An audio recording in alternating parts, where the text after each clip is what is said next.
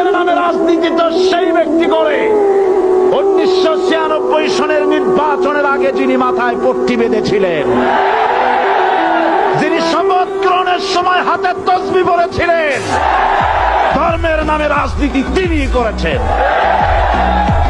আজ অনেকগুলি ডিগ্রি পেয়েছেন তিনি, অনেকগুলি ডিগ্রি পেয়েছেন। লেখাপড়া করে যদি ডিগ্রি নেওয়া লাগতো এত ডিগ্রি কপালে জুটত না, পয়সা দিয়া ম্যানেজ করা ডিগ্রি। কিন্তু 9টা নিলে কি হবে? আসল ডিগ্রিটা এখনো বাকি আছে। আসল ডিগ্রি কোনটা?